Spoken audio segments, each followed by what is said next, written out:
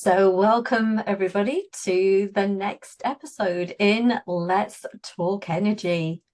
And these are bite-sized pieces of things around energy that both Joe and myself had decided that there isn't enough information out there on the basics. We very much are into giving our power away, and we wanted to be giving people back their power.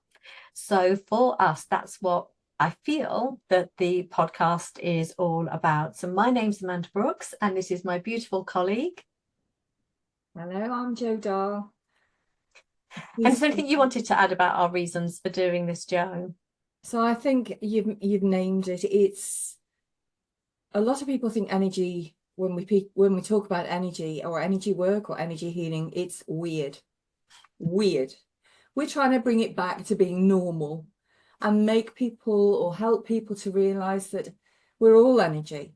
And so talking about energy, working with energy is actually something that we should all be aware of. So I think that's why we came on to want to talk about energy in more detail so that we can normalize it instead of it being a bit out there. So yeah. Yeah, making it bite size as well. It just means you can fit it in, hopefully, in your lunch break as you're eating your sandwich or whatever it is. Yeah. But we want to start each one off, don't we, with our favorite tool of the week or the thing that we've been using to help support us. So, what have you been using, Joe? So something so simple, and I have it in my treatment room, but I haven't been using it lately because the little bulb had gone. But I don't know if you can just see in the background there, it's a salt lamp. Ah, And for me, a salt lamp is very good at purifying the atmosphere. It's very good for taking electromagnetic toxins out of the air. And obviously, I've got my computer in my treatment room, so that's important. But there's something quite calming about the energy of the salt lamp and also just the colour of the light that it gives off. So that's my tool of the week. What's yours? well, mine is, I mean, it doesn't have to be this little booklet, but I just found this little notepad and it was completely free, as in no scribbles. And I started to write down three things each day that I was grateful for. Some of the days are easier said than others, but some might just be that I'm grateful that I got out of bed this morning, or I'm grateful that I've got a fridge full of food. Um, but for me, because there's been so many beautiful things happening, I've been like, I'm grateful for this, I'm grateful for that. And it's like that energy grows within you as you are writing.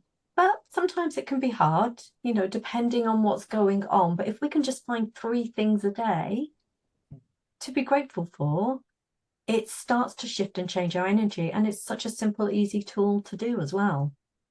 Yeah, absolutely. And I think, like you've just said, if somebody can just switch the focus onto the grateful, the gratitude, the positive, it somehow shifts the whole energy system. And then that's a great seed to sow. And from there, things start to emerge, transform, and things seem a little bit brighter and a little better. Yeah, Yeah. definitely. And that's all about energy, isn't it? It's shifting Yeah. and changing that energy. And today we're going to do the bite-sized topic is going to be all around, drum roll here, protecting one's energy. Yeah. So, Joe, what do we mean by protecting one's energy? Well, we live in a world where we give our energy away. Unwittingly, unknowingly, we often give our energy away. And also, we find ourselves in situations maybe that deplete our energy. I think the easiest way that I would describe it to begin with for people to understand is when you do something that you really love to do, and I'm going to use my example of going cold water swimming, which when the thought of it, believe me, depletes my energy, but when I actually do it and get out of the water because it's cold water, I feel absolutely tingling and buzzy and full of energy. That is when something's energizing us. But on the opposite of that, I am very aware of when things drag my energy down. So it could be something I don't want to do, or it could be that, or I'm going to use an example here, doing my tax. Mm. When you really don't want to do the task, you really don't want to waste hours doing it, and it makes you feel a bit grumpy and sad. That is draining my energy. Now I've got to do it. There's no getting around it. But I just wanted to use that as an example of what can deplete my energy and what can resource my energy. What about you? What would you describe, or how would you describe that protection, need to protect your energy? Well, the thing is like we're all aware of how we can go into a place and we can feel like, oh, I really don't like it here. Or, oh my goodness, this feels so homely. I just feel so like I could sit down and relax. And that's our body constantly reading the energy vibration around us, looking to say whether it's safe to sit down and to relax, or whether you just got to get and skedaddle right out. And let's face it, we've all had that. And you can have that around places, you can have that around people. And I often find that when you're having it around places or people, it's an indication that your energy field is absorbing a lot more of what is going on around you than you're aware of. And it's so for me, it's about noticing those times, noticing those places, and then just being aware of how your body feels. But how many of us are aware of how we feel? We ridicule it. We go, oh, it's okay. Again, it's that pushing through things like, oh, we can't, we don't want to be called oversensitive. How many times have we been called that? Or you might have been called it, listener, and you might have been going like, I'm just being myself. But that, what other people class as oversensitive, is literally our energy field saying, this isn't a good place, or this is a good place for us to be. And that's what we wanted to do, was really talk about, how being aware of your environment, who you are, how you feel, and how important that is. Because if you don't feel safe in an environment, and it doesn't have to be a terrible place, just somewhere that just doesn't feel right, then that depletes your energy, Yeah, absolutely. which is what we were talking about last time. Yeah. And I think we live in a fast track world. Mm. We're 24/7.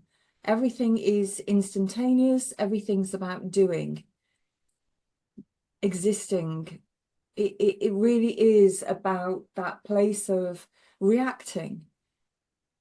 And I suppose what we're trying to do here is to give you an awareness that by turning the mirror inwards and asking yourselves, how do I feel?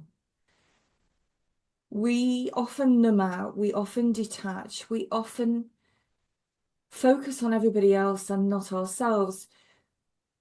But we need to focus on our energy, because when we're coming from an empty place, the world is a difficult, hard slog. And when we come from a place where our energy is higher, not necessarily, full to the brim, but higher, then life is easier and smoother and flows. And I think that what we're trying to say is, just take a moment to pause every now and again to feel into how you feel your energy is in a given situation or just in the moment, and then to see what you need to do to change or do something differently, or to acknowledge where you are at in that place. I mean, if I was to ask you, Amanda, what would you do to help people to protect their energy a little bit more? What would you say?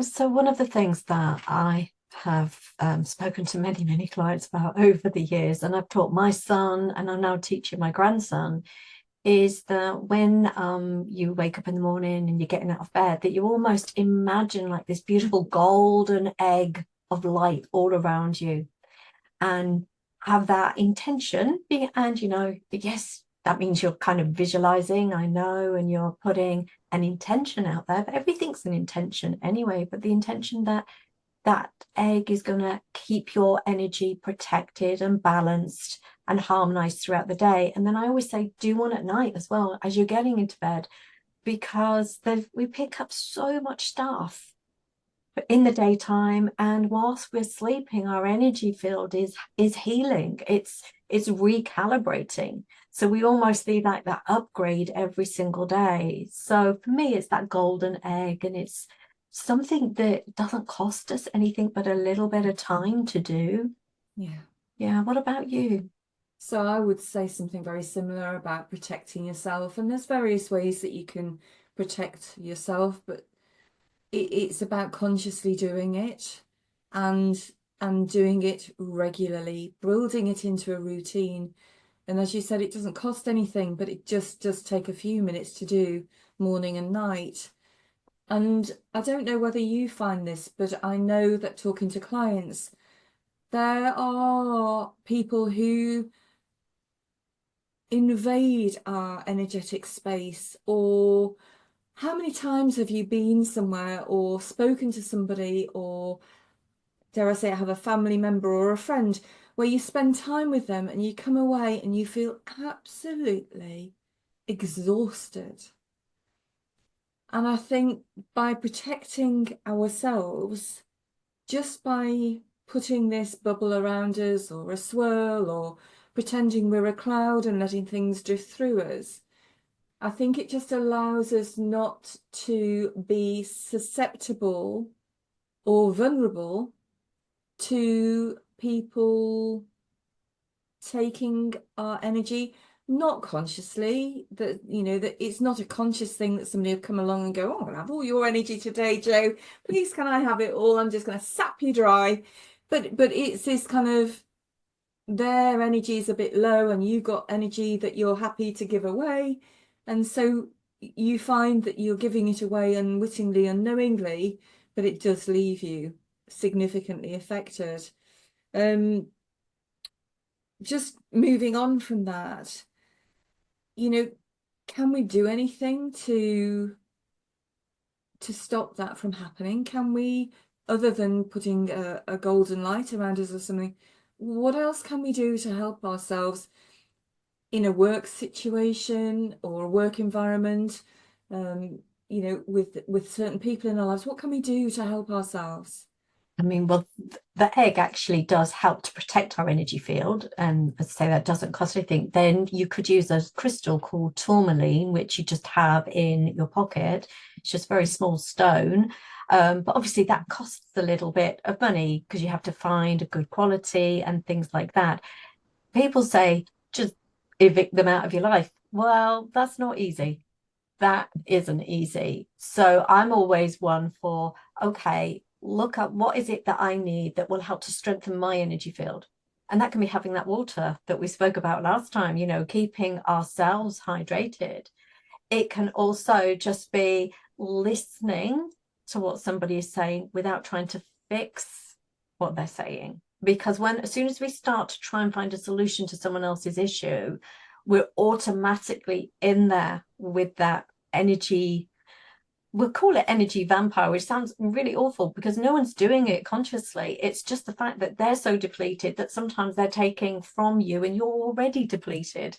And we've had that, haven't we, where you sort of like, the person will go, oh, I always feel so much better when I've spoken to you. And you're like, I can't really move right now. And it's not about evicting them out of your life. It's literally about having good, what I call spiritual hygiene. So it's making sure that you're as balanced as possible.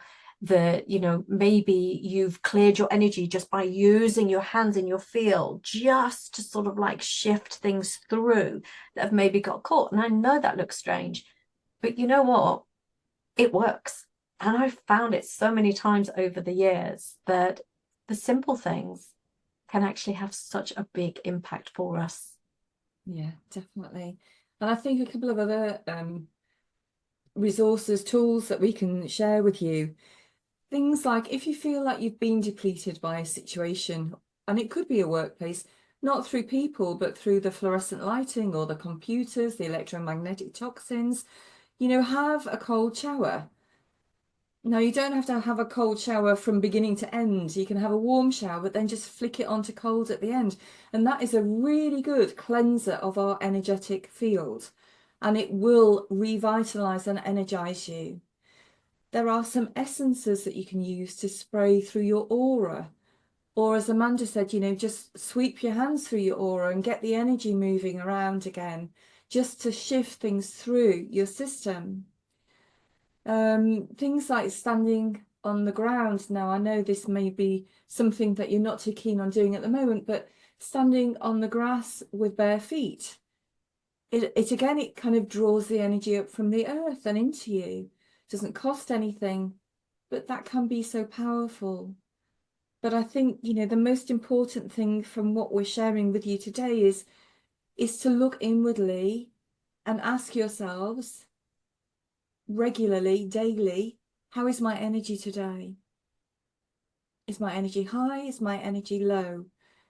Do I need to protect myself every day? Do I need to protect myself more if I go into certain environments, situations?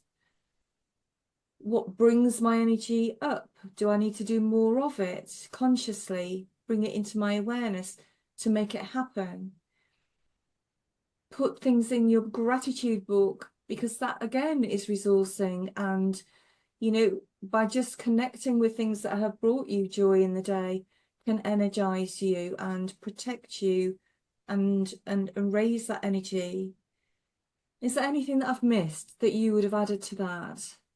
I don't think so, to be honest. I mean, for me, it's like getting that fresh air as well. It's anything where there is movement, because we get so stagnant. Yeah, And especially at the time of the year, you're inside, and if you're working from home, you might not go outside for days on end, so you yeah. don't get any of that fresh air. So that would be about the only other thing that I would add, but I am sure there are hundreds of things that we put our heads together for longer. Yeah, definitely. But we're keeping this to bite size. This is just the beginning of a journey. And it's just to bring things into your awareness as to how your energy is. And so I think for today, we've covered this topic at the level that we would like to. And so what I would say from today is be aware of your energy. Be aware of what depletes your energy, what resources you, and consciously protect your own energy and have that awareness, because awareness is key. Awareness is healing, and it will help you to stay well and strong. And so, yes, for today, I think we've covered what we wanted to cover. But next time, what are we talking about next time, Manda? We're going to be talking about why it's important to keep one's energy balanced. We've touched a little bit on it, but we'll be going into that in that more bite-sized depth. Yeah. Looking forward to seeing you very soon. Bye bye. Bye.